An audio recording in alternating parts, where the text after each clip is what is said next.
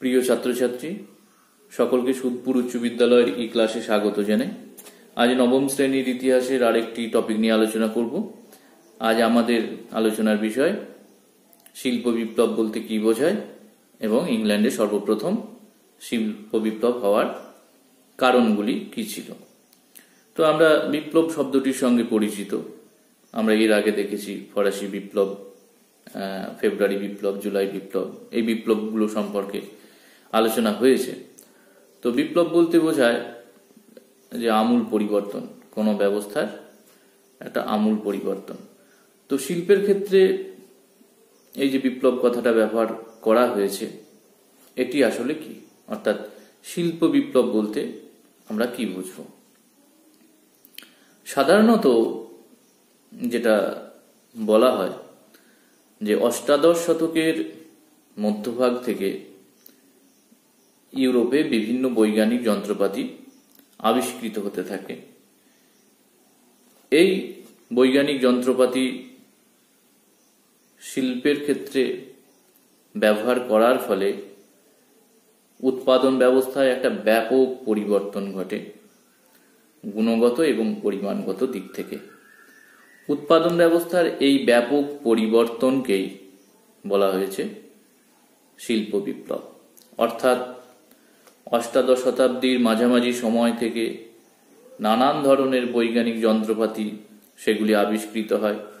সেই বৈজ্ঞানিক যন্ত্রপাতিগুলিকে শিল্পের ক্ষেত্রে, কলকারখানার ক্ষেত্রে ব্যবহার করার ফলে পণ্য উৎপাদনের ক্ষেত্রে একটা ব্যাপক পরিবর্তন ঘটে গুণগত দিক থেকে এবং পরিমাণগত দিক থেকে। এই ব্যাপক পরিবর্তনকেই বলা হচ্ছে শিল্প বিপ্লব।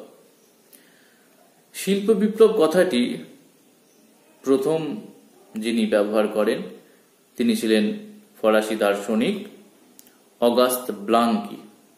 পরবর্তীকালে ঐতিহাসিক আর্নল্ড টোয়েনবি তিনি এক বক্তৃতামালায় এই শিল্প বিপ্লব কথাটিকে আরো বেশি জনপ্রিয় করে তোলেন। এই যে ইউরোপে শিল্প বিপ্লব ঘটেছিল, ইউরোপের দেশগুলির মধ্যে সর্বপ্রথম যে দেশটিতে এই শিল্পের ক্ষেত্রে জোয়ার এসেছিল বা শিল্পায়নের সূচনা হয়েছিল, সে দেশটি হল ইংল্যান্ড। অর্থাৎ ইংল্যান্ডেই সর্বপ্রথম শিল্প বিপ্লবের সূচনা হয়েছিল বা শিল্পায়নের সূচনা হয়েছিল। এখন ইউরোপে অসংখ্য দেশ ছিল, সেই দেশগুলির মধ্যে কেন সর্বপ্রথম ইংল্যান্ডে শিল্পায়নের সূচনা হয়েছিল সে বিষয়টি নিয়ে আমরা আলোচনা করব। এবং প্রশ্নটিও যদি আসে, এভাবেই আসবে যে ইংল্যান্ডে সর্বপ্রথম শিল্প বিপ্লবের কারণগুলি কি ছিল, কি কি কারণে ইংল্যান্ডে সর্বপ্রথম শিল্পায়নের সূচনা হয়েছিল। শিল্পায়নের জন্য যে শর্তগুলি প্রয়োজন আর কি, অর্থাৎ যে অনুকূল পরিবেশ দরকার, সেই অনুকূল পরিবেশ ইংল্যান্ডে বজায় ছিল।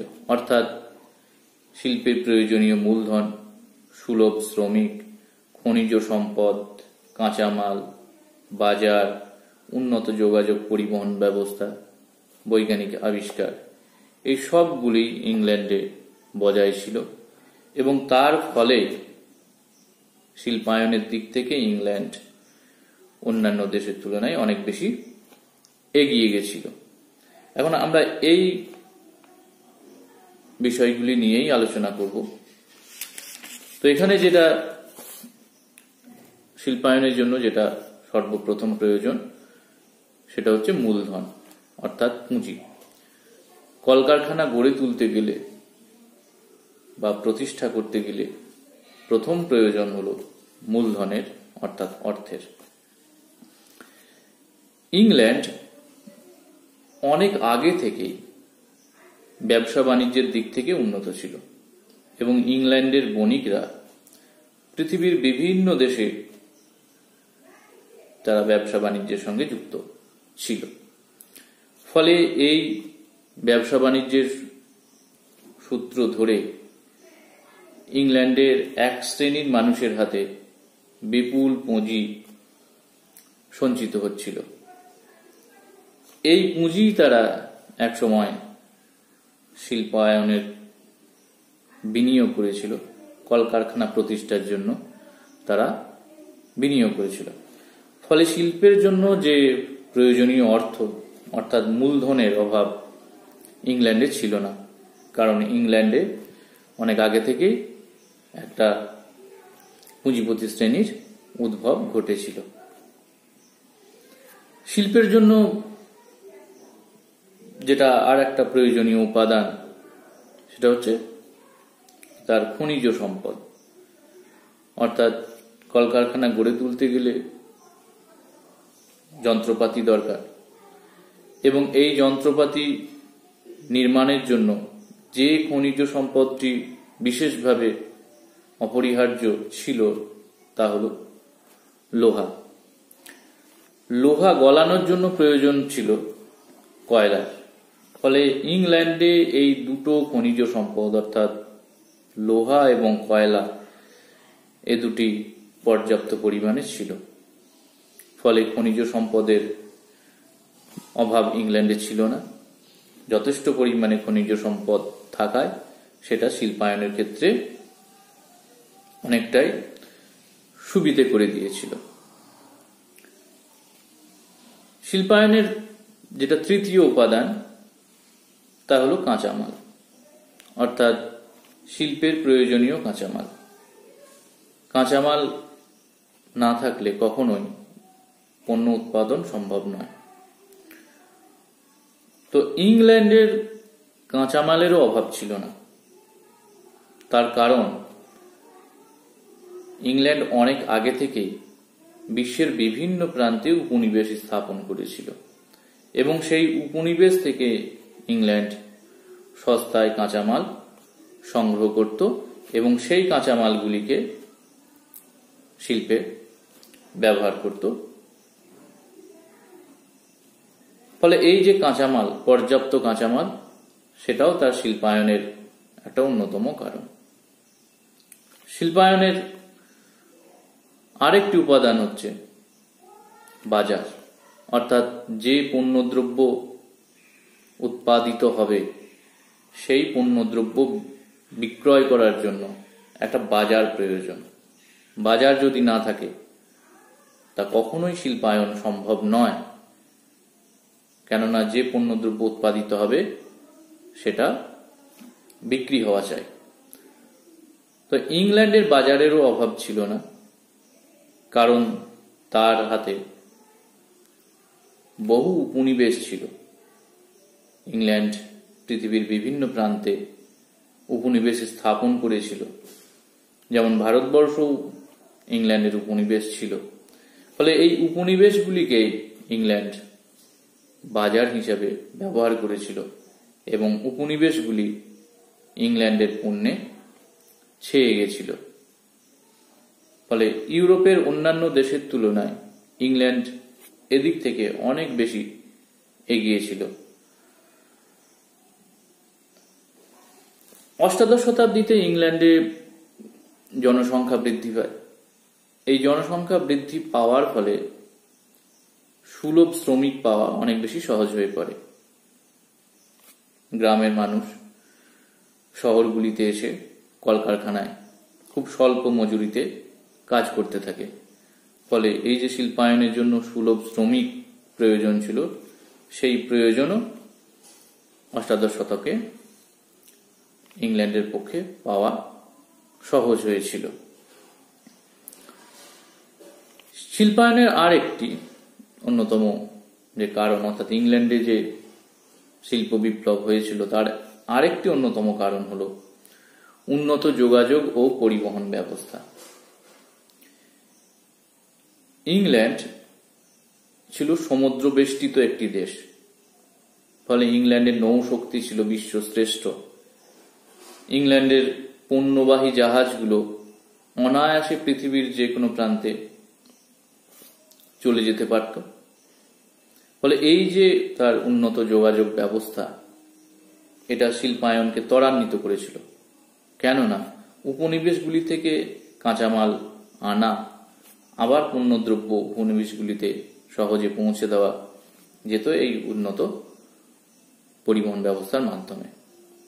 এছাড়া ইংল্যান্ডের উপকূলবর্তী অঞ্চলে অসংখ্য বন্দর গড়ে ওঠে এবং অভ্যন্তরীণ ক্ষেত্রে যে নদী পরিবহন ব্যবস্থা, সেই নদী পরিবহন ব্যবস্থাও ছিল যথেষ্ট উন্নত।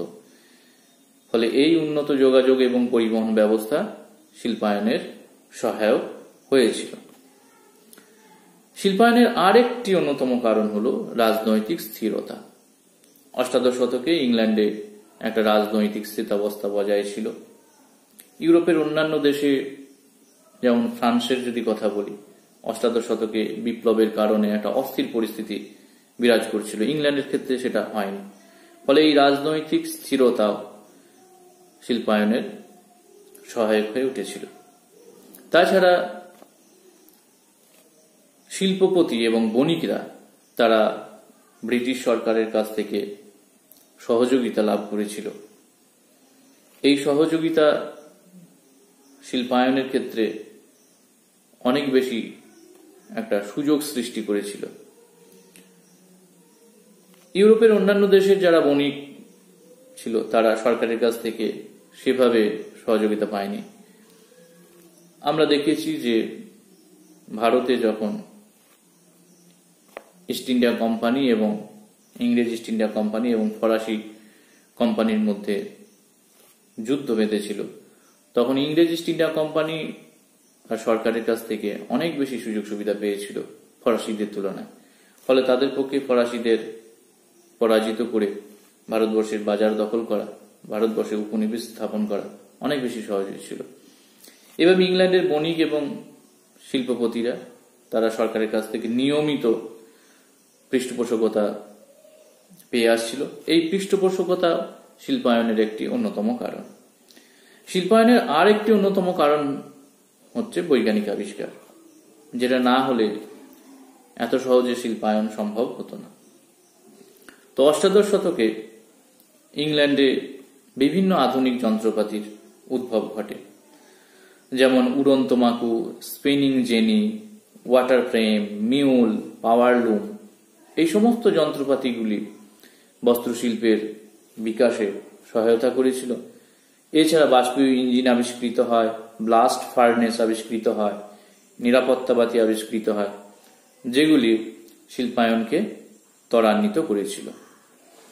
ফলে এই সমস্ত কারণে, অর্থাৎ পর্যাপ্ত পুঁজি, সুলভ শ্রমিক, পর্যাপ্ত খনিজ সম্পদ, কাঁচামালের প্রাচুর্য, একটা বৃহৎ বাজার, উন্নত যোগাযোগ পরিবহন ব্যবস্থা, রাজনৈতিক পৃষ্ঠপোষকতা, উন্নত যোগাযোগ ও পরিবহন এবং বৈজ্ঞানিক আবিষ্কার,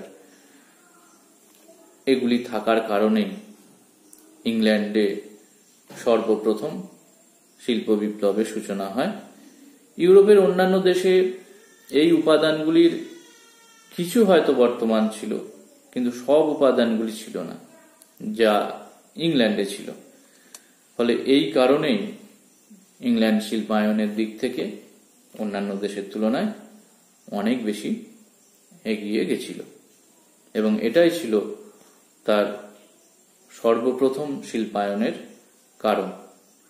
তাহলে আমরা যেটা আলোচনা করতে চেয়েছিলাম, অর্থাৎ আমাদের যেটা আলোচ্য বিষয় ছিল, যে শিল্প বিপ্লব বলতে কি বোঝায় এবং ইংল্যান্ডে সর্বপ্রথম কেন শিল্প বিপ্লব ঘটেছিল, দুটি বিষয় আলোচনা করলাম। আশা করি এ থেকে তোমরা বিষয়টি বুঝতে পেরেছ। ধন্যবাদ।